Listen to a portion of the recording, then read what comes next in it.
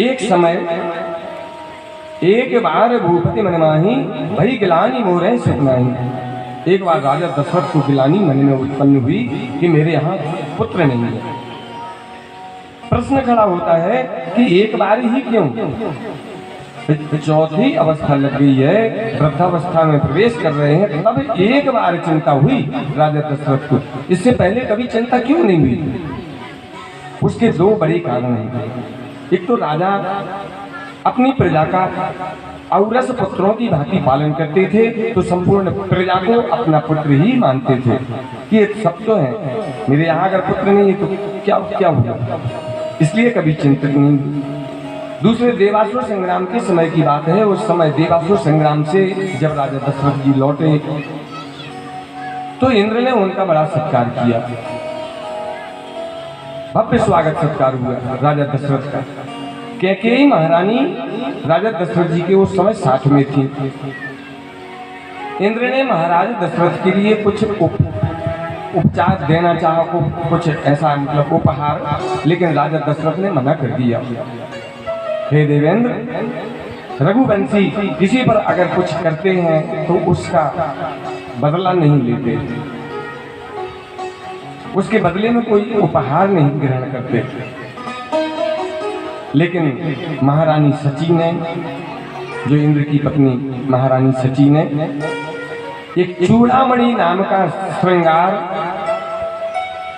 कैकेयी जी के लिए सौंप दिया और साथ ही वो वरदानी है, उसका वरदान का महत्व भी बता दिया। हे देवी, यह चूड़ामणि एक ऐसा अस्त्र है, ऐसा मतलब श्रृंगार है, श्रृंगार तो है सो है, यह महाअस्त्र भी है। बोले महाअस्त्र कैसे?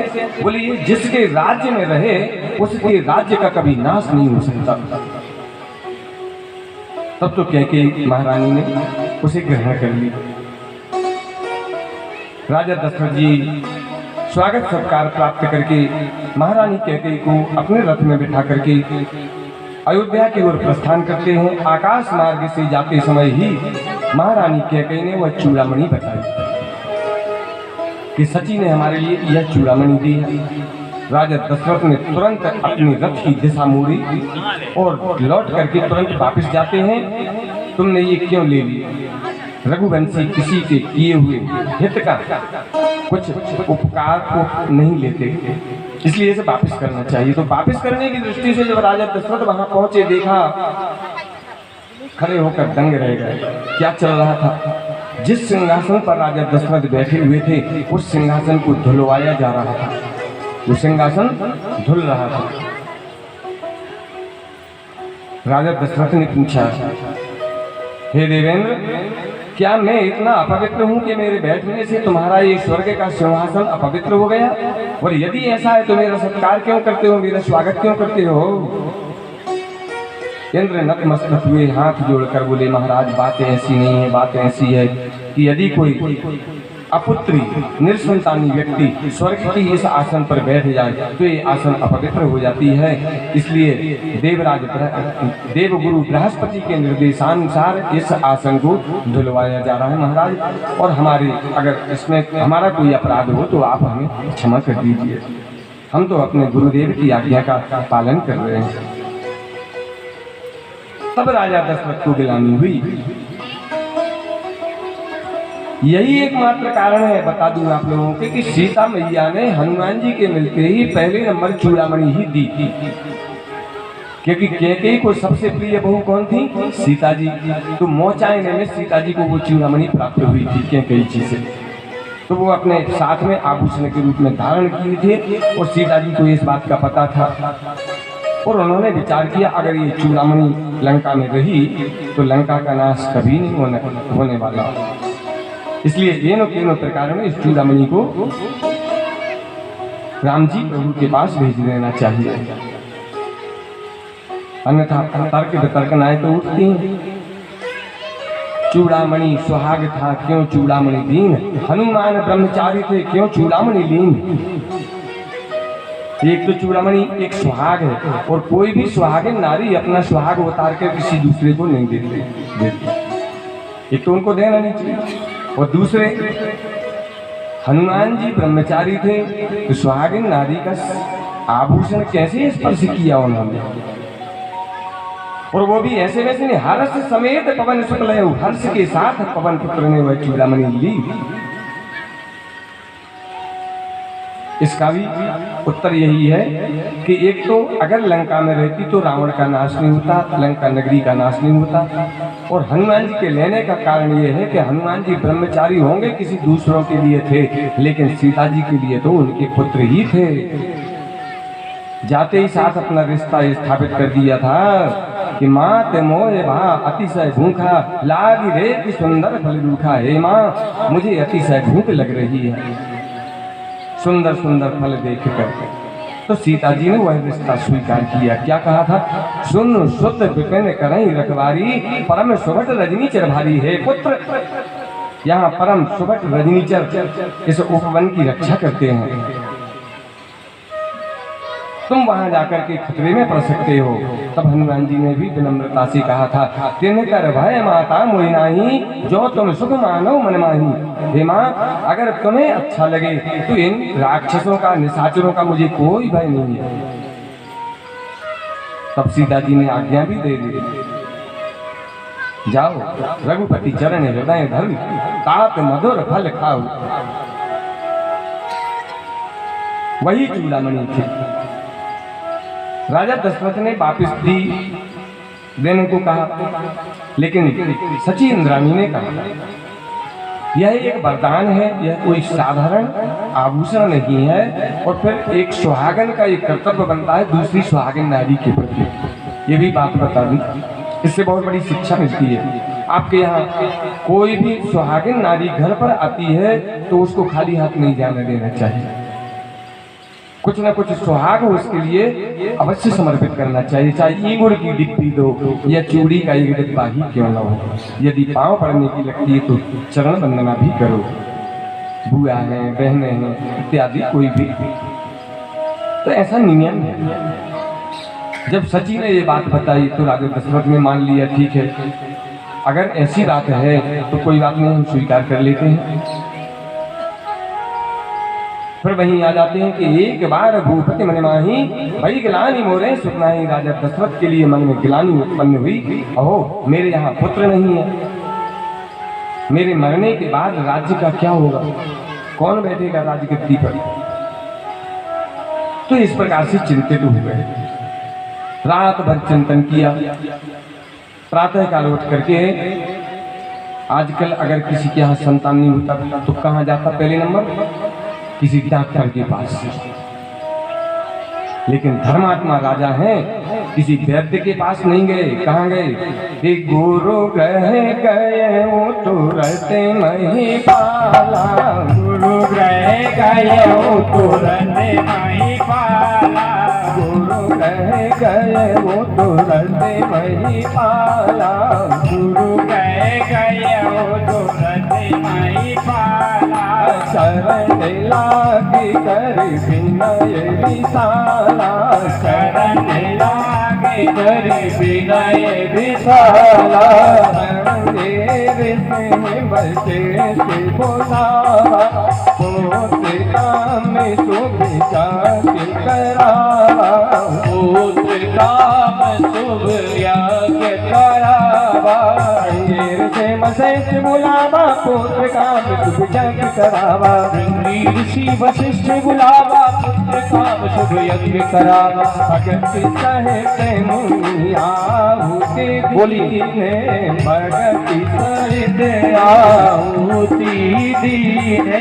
प्रगटे अग्नि जरू करीने। प्रगटे अग्नि जरू लीने। भगति सहित मुनि आहुति दीने प्रगटे अग्नि जरू कर लीने। मुनि आहुति दीने प्रगटे संग मेरे से बसे से बुलावा। श्रृंगी ऋषि वशिष्ठ बुलावा। पुत्र काम सुभिजा के करावा। पुत्र काम शुभ यज्ञ करावा। राजा दशरथ जी पूर्ण नम्रता के साथ में पद यात्रा के साथ उस दिन रथ से नहीं गए राजा दशरथ जी, और जाकर के गुरुदेव के पास बैठे, चरणों में बैठे और चरण पकड़ लिए। चरण लाग कर विनय विशाला, गुरुदेव के चरणों में बैठे, फिर विनय प्रार्थना किए, हे गुरुदेव। गुरु वशिष्ठ ने देखा, राजन क्या बात है, क्यों इतने अधीर हो रहे हो? तुम राजा हो और राज्य में किसी प्रकार की कोई अभी आपदा भी नहीं है, कोई परेशानी नहीं है, नहीं तो मेरे को अवश्य मालूम होता, लेकिन तुम क्यों इतने चिंतित हो? तब राजा दशरथ ने कहा, महाराज आप ठीक कहते हैं, कोई चिंता की बात नहीं है, राज्य की 7 अंगों की कुशल है, लेकिन मुझे एक कमी खल रही है। क्या कमी है? बोले गुरुदेव हमारे यहाँ पुत्र नहीं है, कोई ऐसा उपाय कीजिए जिससे संतान उत्पन्न हो। तब गुरुदेव ने भी विचार किया।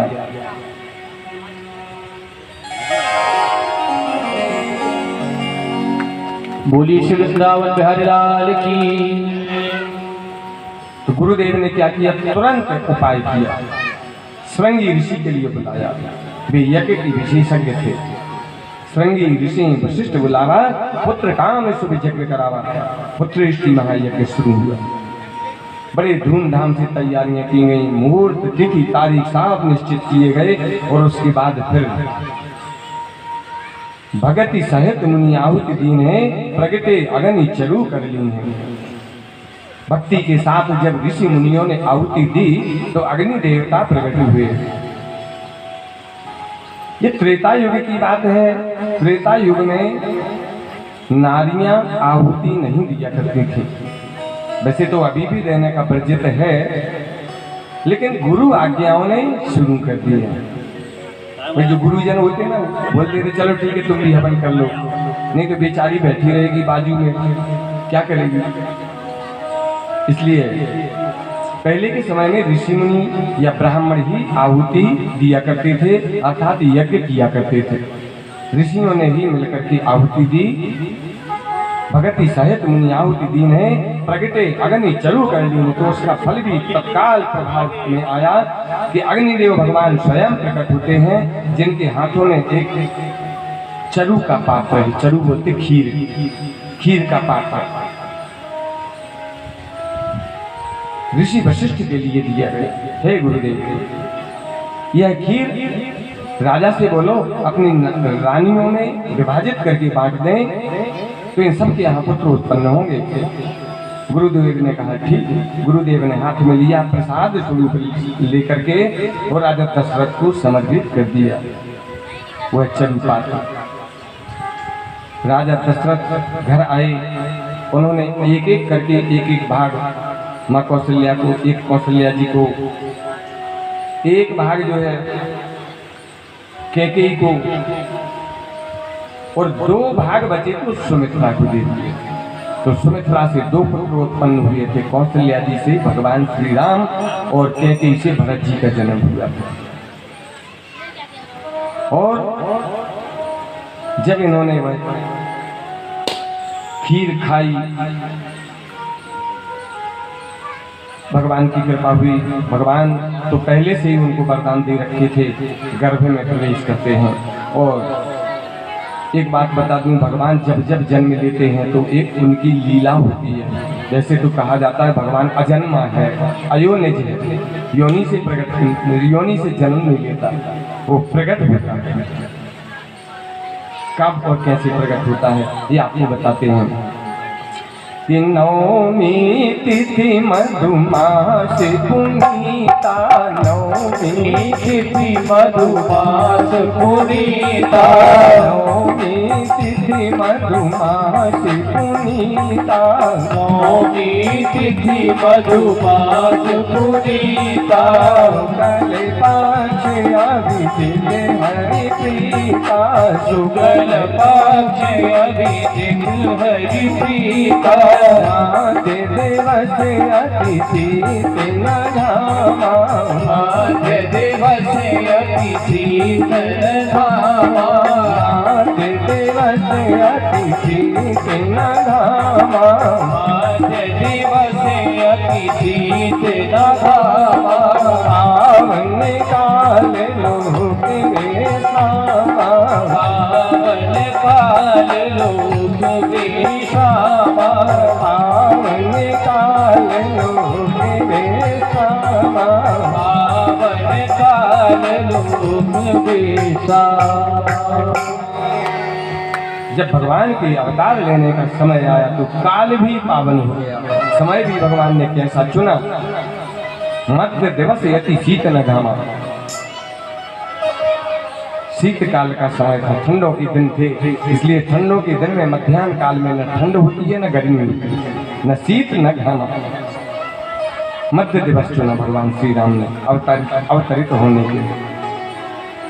नवमी तिथि थी, शुक्ल पक्ष, वो मधुमास मतलब पुरुषोत्तम महीना था। नवमी तिथि मधुमास पुनीता, शुक्ल पक्ष, अभिजित हरिप्रीता, अभिजित मुहूर्त था। और जब भगवान के जन्म लेने का समय आया तो काल भी पावन हो गया। काल कभी पावन होता नहीं। काल के रूप में सर्प के ही अगर हमको दर्शन हो जाए तो थरथरा जाते, दौड़ लगाने की पड़ती, भागते। काल को तो किसी ने देखा नहीं, लेकिन आजकल ऐसी चीजों को काल बोलते हैं। काल है बोले काल, ये कभी पावन होता है? लेकिन भगवान की प्रभाव को देखो, जब भगवान का जन्म लेने का अवतार होता है तो काल भी पावन हो गया। और जन्म जब हुआ भगवान श्री रामचंद्र जी का तो कहते हैं रथ समेत रवि भाग्यो निशा कवन विधि होए, एक मास का दिवस भाव मरम न जाने कोई। जब भगवान का जन्म हुआ तो 1 महीने का दिन हो गया था वो, वही पुरुषोत्तम माह है, क्योंकि 1 महीना पूरा। अब रथ समेत रवि था क्यों निशा कवन विधि हुई। सूर्य वंश में भगवान ने जब जन्म लिया है, सूर्य मध्य आसमान पर, और उत्सव देखने के लिए वो ठहर जाते हैं। सूर्य कभी दिखते नहीं, लेकिन इस समय लिखा है तुलसीदास जी ने, रथ समेत रवि था क्यों निशा कवन विधि हुई। जब रवि ही मध्य आसमान पर स्थिर होकर रह जाए तो रात्रि कैसे हो। ऐसे शुभ अभिजित मुहूर्त में भगवान जो है श्री राम जी प्रकट होते हैं। तो सबसे पहले वह विष्णु रूप में प्रकट होकर के माँ कौशल्या को दर्शन देते हैं। प्रकट हुए हैं, जन्म नहीं दिया भगवान ने, जन्म की तो अब आगे लीला करेंगे। भय प्रगट कृपाला दीन दयाला कौशल्या हितकारी, भय प्रगट कृपाला दीन दयाला कौशल्या हितकारी, प्रगट कृपाला दीन दयाला कौशल्या हितकारी, भय प्रगट कृपाला दीन दयाला कौशल्या हितकारी, हरि सिद्ध महतारी मुनि मनहारी, अद्भुत रूप निहारी। हरि सिद्ध महतारी मुनि मनहारी, अद्भुत रूप निहारी, हरि सिद्ध महतारी मुनि मनहारी, अद्भुत रूप निहारी। हरि सिद्ध महतारी मुनि मनहारी, अद्भुत रूप निहारी। लोचन अभिरामा सन्नुरंग श्यामा, निज आयु निज सारी। लोचन अभिरामा सन्मुख श्यामा, निज आयुध गुलजारी। भूषण माला नयन विशाला, शोभा करारी। भूषण वनमाला नयन विशाला, शोभा सिंधुकरारी।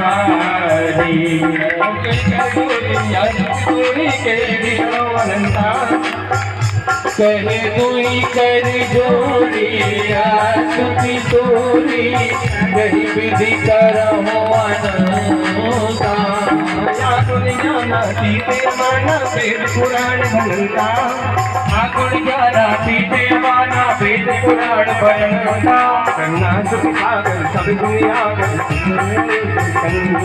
करना सुख सागर सब दुनिया कर जिंगा मन सुख संदा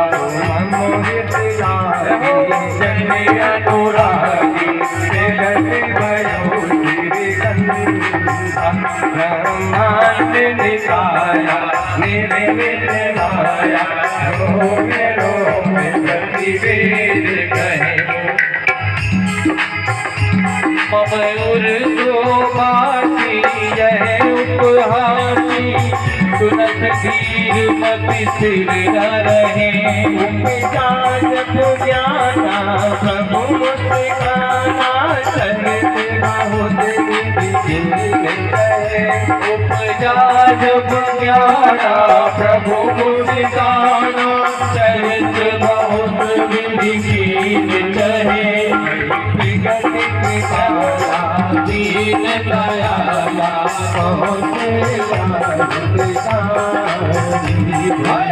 घट कृपाला दीन दयाला कौशल्या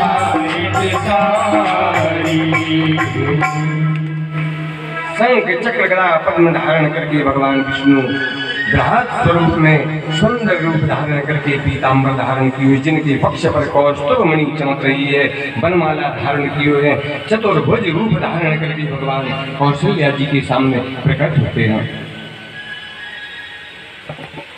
जब ऐसा रूप धारण करके प्रकट हुए माँ कौशल्या जी दहल गई, रोमांचित हो गई, साष्टांग दंडवत प्रणाम करने लगी। विष्णु भगवान धन्य है वो माँ जिसने अपने पात पर ब्रह्म के लिए संतान बना के धरती पर उतारा। भगवान विष्णु स्वयं माँ कौशल्या के लिए चरणों से उठाते हैं, देवी ये क्या कर रही है तू? मैं तो तेरे यहाँ पुत्र बन के आया हूँ, तेरी चरण वंदना मैं करूँगा। तूने तो पिछले कई जन्मों में खूब मेरी चरण वंदना की।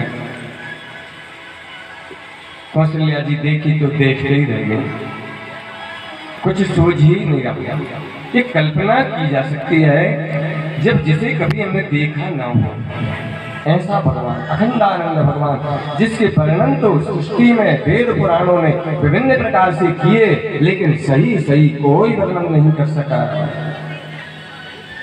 नीलांबुज श्यामल कोमलांग सीता समारोहित बाहुभाग।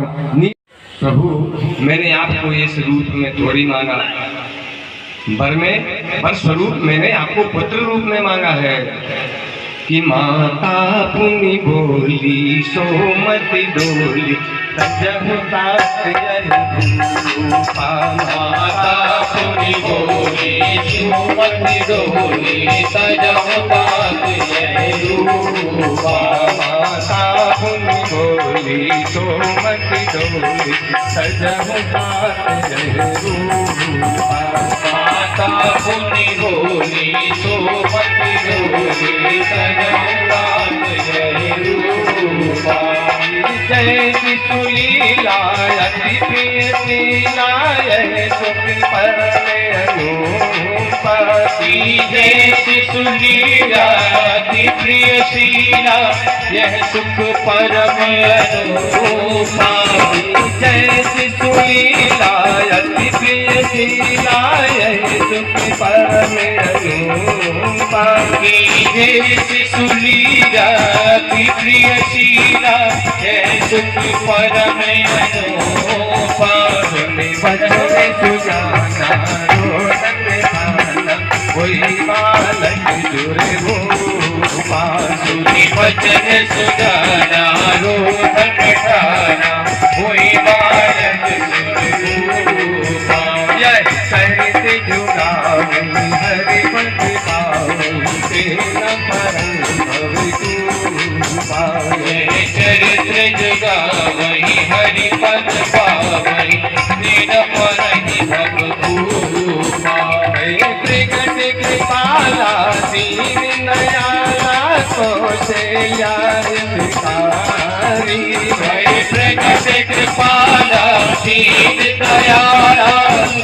कौशल्या हितकारी वैसे गति दीन दयाला कौशल्या हितकारी प्रगट कृपाला दीन दयाला कौशल्या हितकारी।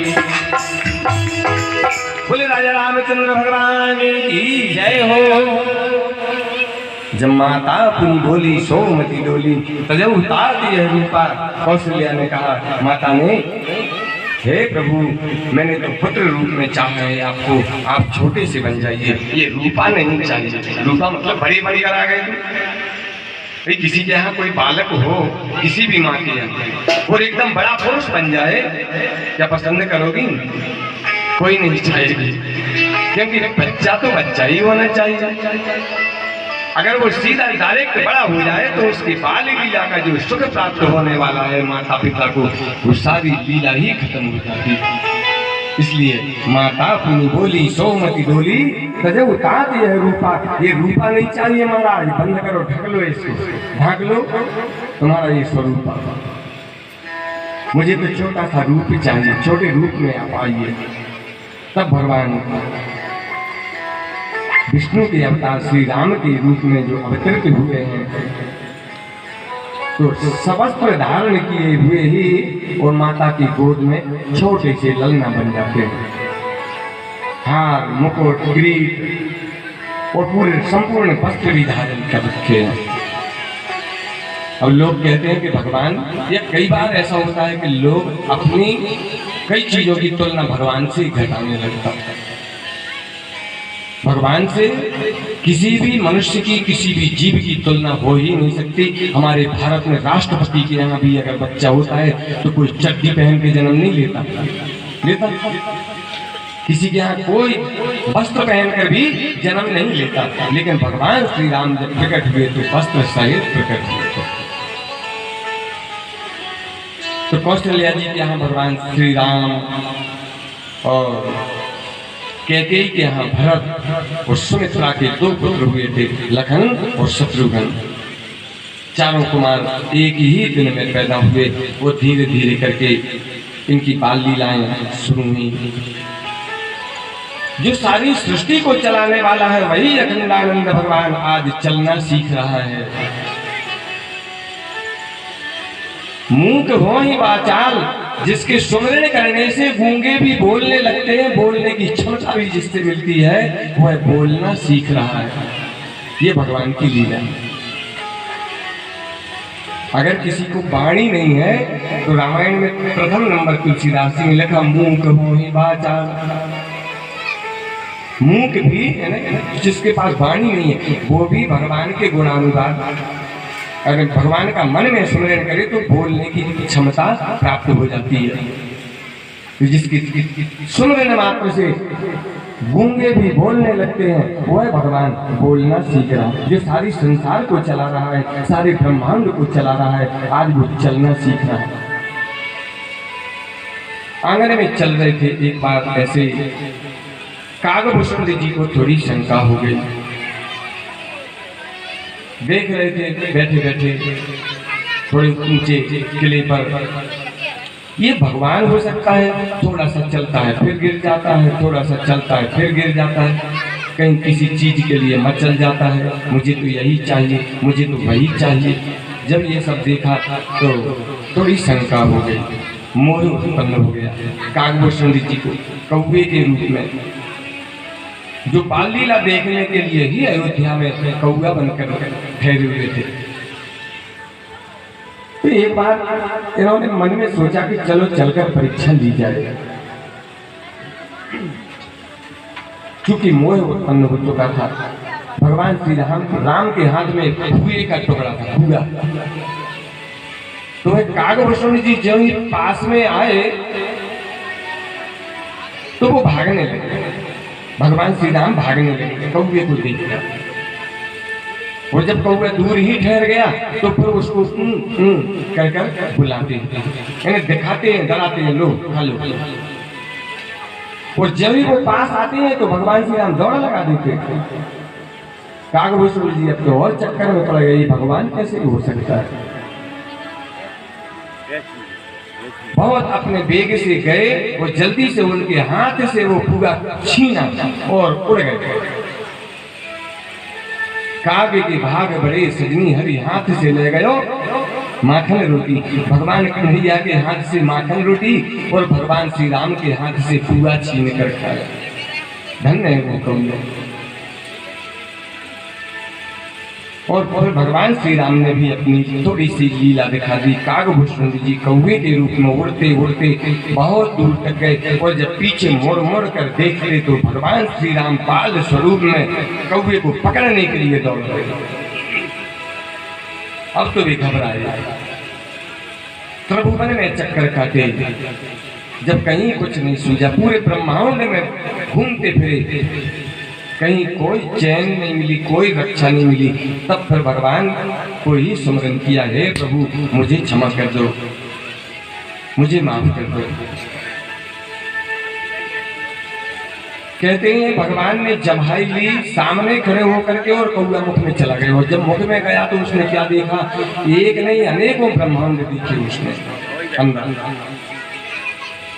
फिर जब कुछ नहीं सूझा तो नेत्र बंद करके भगवान की स्तुति प्रार्थना करते हैं तो भगवान अपनी माया हर लेते हैं। तो कागभूषण जी जहीं के तहीं उसी अयोध्या में, उसी आंगन में और उसी हालत में भगवान श्री राम। ऐसे भगवान की विभिन्न प्रकार की लीला चलती रही।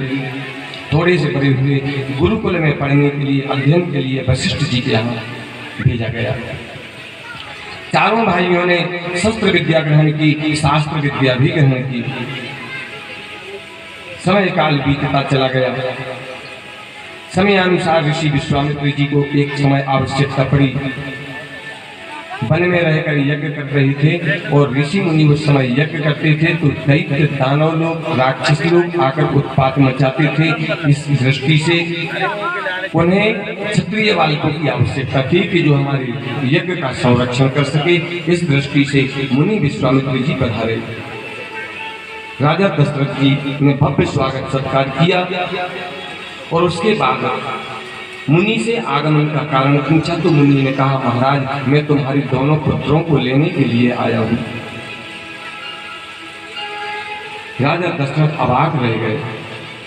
प्रभु कुछ और मांग लो, राज मांग लो, धन कोष खजाना, हाथी घोड़ा पालकी, सोना चांदी, हीरे मोती जवाहरात, जो जितना चाहो उतना ले लो, पर राम देव नहीं बनत गोसाई।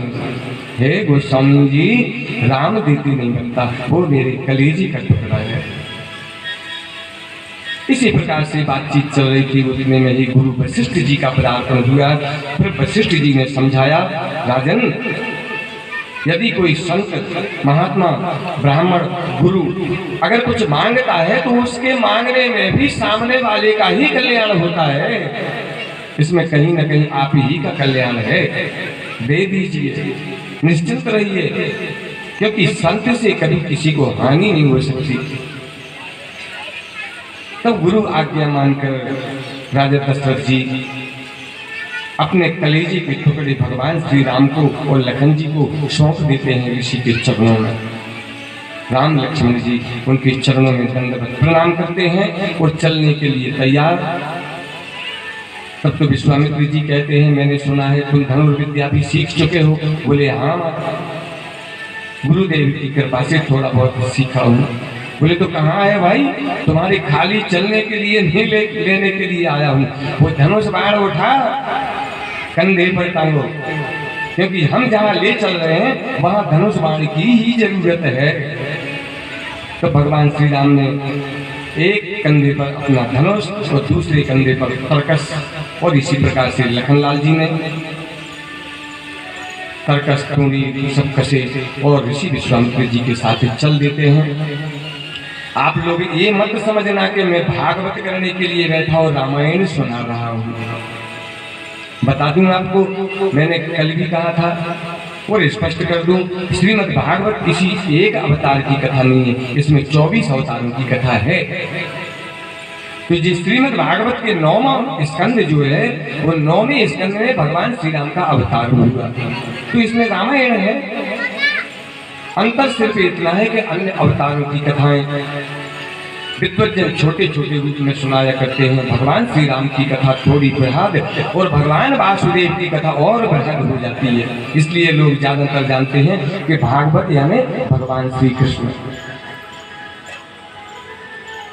पर समझ लो कि भागवत मतलब भगवान विष्णु के 24 अवतार। तो संक्षेप में सुना रहा हूं। मार्ग में जाकर के एक जगह ऋषिश्वर विश्वामित्र जी रुक जाते हैं और कहते हैं, राम यहाँ से 2 रास्ते हैं हमारे आश्रम को जाने के लिए। जी गुरुदेव, आप जो उचित समझे चलिए। बोले एक मार्ग से अगर जाते हैं तो 6 महीने लगेंगे पहुंचने में, और दूसरा मार्ग 3 दिन वाला है, 3 दिन में पहुंच जाएंगे वहां से। तो बोले समस्या क्या है प्रभु, 3 दिन वाला मार्ग चलो। भाई भगवान यही चाहते हैं कि यदि कोई अच्छा कार्य करना हो तो जितने जल्दी हो सके जल्दी करो। फिर पल की खबर नहीं, लोग कल की बात करते हैं। 3 दिन वाला चलो। विश्वामित्र जी बोले, राम इसमें एक समस्या है, एक खतरा है। क्या समस्या भगवान? बोले इसमें इस मार्ग से जाने में एक ताड़का मिलती है, ताड़का नाम की राक्षसी। आने जाने वाले लोगों को वह अपना शिकार बनाती है। भगवान श्री राम ने कहा तब तो और अच्छा है गुरुदेव, इसी मार्ग से चलो, क्योंकि हम भी उस ताड़का को देख लेंगे। आप निर्भय होकर चलिए। यही चाहते थे विश्वामित्र जी। आगे बढ़े, आगे जाकर ताड़का को जैसे आहट मिली, गर्जना पूर्वक भगवान श्री राम के सामने आ जाती है। इन तीनों के, विश्वामित्र जी, लखनलाल जी, भगवान श्री राम। और जो ही ताड़का सामने आई, लखनलाल जी और भगवान श्री राम जी दोनों ही अपने अपने धनुष बाण संभाल कर खड़े हो जाते हैं। ऋषि विश्वामित्र ने कहा, राम ये बहुत ही खतरनाक दुराचारणी है, बहुत पापी है, इसने जाने कितने कितने ऋषि मुनियों को मारकर खा लिया है, इसका शीघ्र संहार करो। तो फिर भगवान ने एक पल का भी विचार नहीं किया। वैसे तो शास्त्र नीति ये नहीं कहती, शस्त्र नीति भी ये नहीं कहती कि किसी महिला पर शस्त्र चलाया जाए, लेकिन यदि गुरु की आज्ञा हो तो माता पिता और गुरु की वाणी बिना ही विचार करिए सम्मानी। माता पिता और गुरुदेव इनकी आज्ञा में विचार नहीं करना चाहिए कि ये करें या ना करें, ये इसके करने से हमें हानि लाभ क्या होगा। विचार करना मतलब संशय, और जो संशय करता है तो दोष लगता है, पाप लगता है।